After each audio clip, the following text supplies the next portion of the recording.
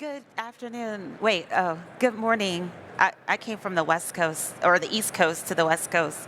So it's afternoon for me and my brain, even though it's morning here. Good morning, everyone. It's exciting and a pleasure to be able to be with you today. I'm Dia Wynn. My pronouns are she, her. And I've had the privilege and the pleasure to be able to lead and start our customer-facing practice on responsible AI. And I've also, over the course of the last year, worked alongside of Kendall Castleberry for her strategy and initiative around inclusive tech.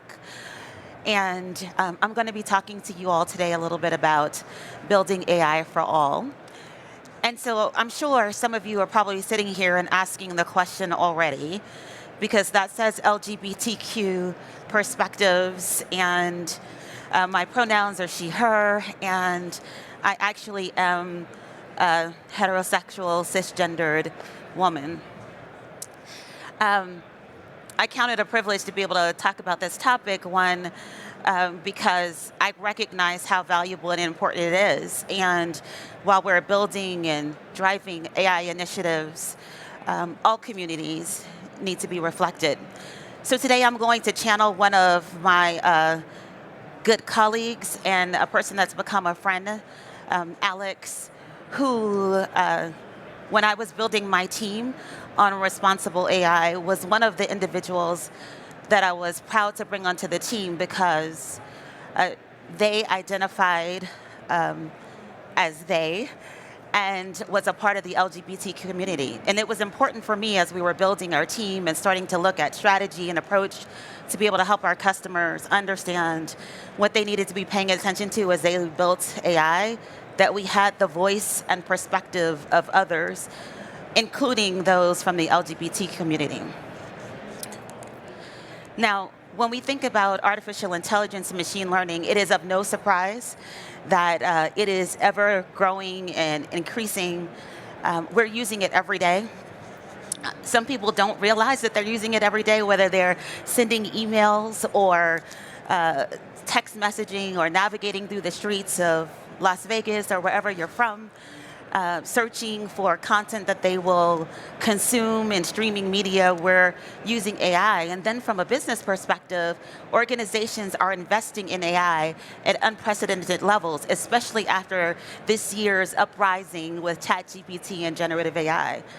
And so as we think about and start to explore the necessity or the desire to use AI to help tackle previously unattainable problems, or to look for ways to drive operational efficiency, or to think about innovating for new products and providing new services, we have to recognize that it's valuable and important for us to build responsibly and inclusively.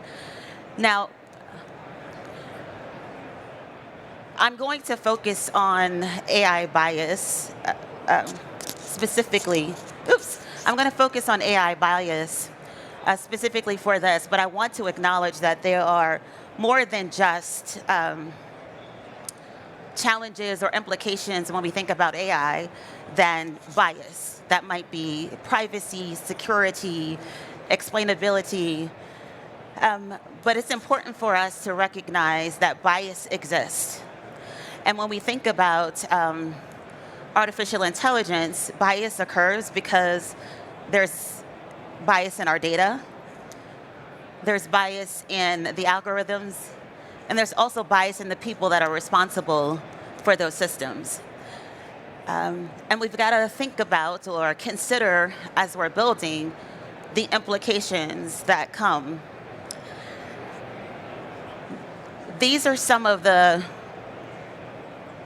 areas of focus, and particularly for the LGBT community, where we recognize that there can be significant impact that can lead to inaccurate diagnoses if we're looking at things in healthcare, discrimination in employment, in HR, as well as in advertising and content delivery. We've seen discrimination in recruitment and employment as well. And even in something as simple as voice recognition systems or text, that the system may not recognize or misgender individuals because there's an assumption that it's binary, male and female. So this kind of bias or this kind of implication for AI is particularly harmful for a community that is represented here in the US. And they said last year roughly 7.1 individuals identified in the LGBT community, and roughly 10% across the world. And when I think about like what we're doing with AI, then we're building systems that are supposed to be able to serve individuals, right? That products that individuals are going to consume. Then it's important that then we build those systems with those customers, those individuals, those stakeholders in mind. Now, when I talk with businesses and I have an opportunity to be able to engage with enterprises at various levels globally, as well as small businesses and some startups even, sometimes people need to have a case or reason, some impetus to make them pay attention to this. And for me, it's really simple. When we consider the people that we intend to serve, when we make sure our products are delivering for the customers and all stakeholders, when we do the things that are necessary to make sure that we minimize the risk and maximize its potential, we gain trust with our customers and those individuals and even people in society as a large. But it also helps to move us towards greater innovation and better business performance and outcomes, because if I don't trust the product and I don't trust the organization that's built that product because it's harming my community, then that's going to have an effect on them from a reputational perspective, but it also means that that will have a result as far as its ability to be able to continue to deliver that service in a massive way. Now, the last thing that I really want to focus on is the things then what do we do? What are the things that people should be paying attention to, and the ways in which we should be building to make sure that we're including our individuals that are part of the LGBT community and others as a whole. And this approach is one that I've used with customers, and we've been helping customers unpack where there is unintended consequence or other risks and be able to maximize the benefit, and hopefully not just the benefit to the organization, but the benefit to people. The first of this is to make sure that AI is built in alignment with the organization's values. It's not useful for us to build something or think about a specific use case and not consider, if we are intending to deliver something for a community, that we're not considering the LGBT community as part of the customer. And also what is acceptable from a social norm perspective, right? So what is allowed here in the US may be slightly different in another region, and we have to take that into consideration. I'll focus on inclusion, and in part because this is one of the areas where we want to make sure that we're bringing in the voice and perspective and person of those that we look to serve. So I told you the example of me being very intentional when we're building a team to bring in the perspective and voice of those that are typically underserved or underrepresented, so that we could make sure that we're bringing in their experiences and helping to influence best practices as we develop. That's the same recommendation or advice that we're providing to our customers, that they need to be thinking about bringing in the voice and perspective and person. And I know that that's not always easy to do, right, in terms of bringing in and recruiting individuals in tech, but that has to be part of our consideration, as well as looking at other ways to bring in that voice and perspective, right? Human or people-centered design techniques, and using our affinity groups perhaps, or resource groups, to bring in that voice and perspective where it might be absent. And then we also have to do that as far as the data, right? So we want the inclusion to be able to influence the way we're thinking about the design, the way we craft the problem, the way we evaluate the results, but we also need to be thinking about how we include those individuals and that perspective in the data. Training and education is critical. And this is probably one of the starting points for many organizations who aren't necessarily and haven't adopted responsible AI practices, aren't thinking about building inclusively. Education has to be key. In part because the biases that I talked about earlier and where they exist, we need to understand that. And we also need to be challenged to interrupt our biases and to make sure that those are not affecting the system that we're developing. So we want to have training and education. And that means broad training and education to everyone in the organization, but also role-based education to help meet the needs of those in different roles that need to be considering others. Now, these other areas are ones that we need to pay attention to as well.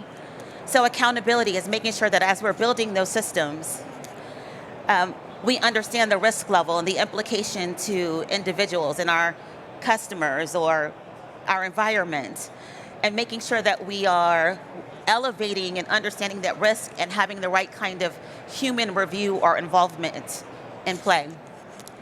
Privacy, safety, and security, that we're securing the data, that we're ensuring that we're protecting the identity and rights of individuals as well as entities, and ensuring that we're maintaining or building an environment that is safe and secure from vulnerabilities.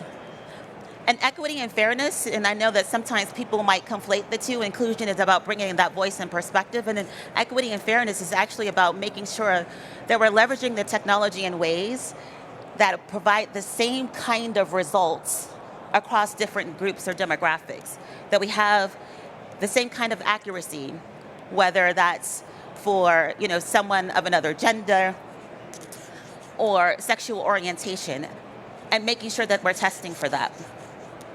And bringing in technical tools to be able to measure fairness and bias, or bias, and promote inclusion across our systems. And then the last, of course, is transparency and explainability.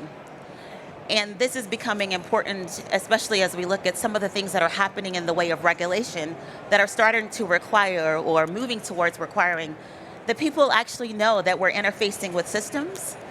And that's the transparency part, or understanding that we've actually done the work to make sure that we've tested for fairness and that, or tested for bias, and that our system is fair across the different groups. This is the core, the structure, that I believe helps to pave the way for us to ensure that we're including the voice and perspective of those in the LGBTQ community as well as others. So to round this out, then what can you all do? Because you all are representing perhaps people from the LGBTQIA plus community, but you may also be individuals that are building products, perhaps testing, helping with making recommendations about what vendors you use in your organizations. What can you do? And one of the first things that I recommend is that you keep learning about responsible AI, but also understand AI. And hopefully you all have a baseline understanding of AI, but if not, that you understand that. And I find sometimes that people don't, right, in certain areas, and that they're fearful about their product. And so do what we can to learn and understand responsible AI, because those are things that you can actually bring into your organization. Now, AWS and Amazon just recently, about a week or two, I want to say 2 weeks ago now, the days are running past me, but released an AI Ready, which is our commitment to train individuals in AI, 2 million by the year 2025. So as we look at putting AI in the hands of everyone, we also want to make sure that we're putting education and AI education and responsible AI education in the hands of everyone. And so that's perhaps is an opportunity to be able to delve in and look at and learn more about AI and responsible AI and things like Skill Builder and other resources that we have that will allow you to learn more. Then it's to share what you learn. If your organization does not have a responsible AI practice, a center of excellence that's focused on responsible AI, maybe they don't have a responsible AI leader like myself and others, then you share what you learned in terms of understanding and knowing that we need to make sure that we're including the voice and perspective of others. And have we thought about that? Did we do the work, perhaps like personas and anti-personas, to make sure that we're serving all of the customers and stakeholders that we should be considering? Or even lend your voice, because you all represent communities or subgroups that perhaps may not have been thought about, and you bring your voice, your experience to make sure that that's not lost in the system or the technology that's being leveraged and built, in the products that are being built. And then the last, is about being a part of the solution. Now, responsible AI, for me, is something that we all have a part to play in. I know oftentimes when I talk to other organizations and people, they believe that responsible AI is the job of the data scientist or the machine learning engineer or the software developer. But it's for us all. So if you're a product manager, knowing questions to ask so that you can make sure that we've considered the voice and perspective, making sure that we actually think about responsible AI in our design process and when we're starting to choose what technology we use, because it's a tool and it may not be the right tool for every job, but maybe you elevate that question.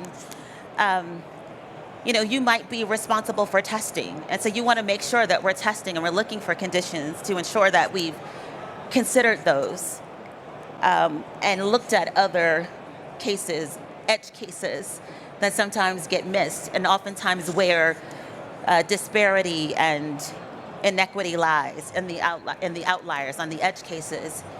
You can be a part of that. You can be a part of the responsible AI solution to make sure that we are all building in ways that are inclusive and responsible. And I hope that there was something that we shared today that will help you all take away from this, because more than it is just about talking, for me, it's about helping people to be able to have little nuggets of something that that will spark you to be able to help change the way in which we build. We have to be much more intentional, because if we're not intentional, then we end up harming or in some cases unintentionally impacting people that we intend to serve. So thank you very much. I hope with this you all will make sure to complete the survey, and I think we have a minute and a half, so if there are any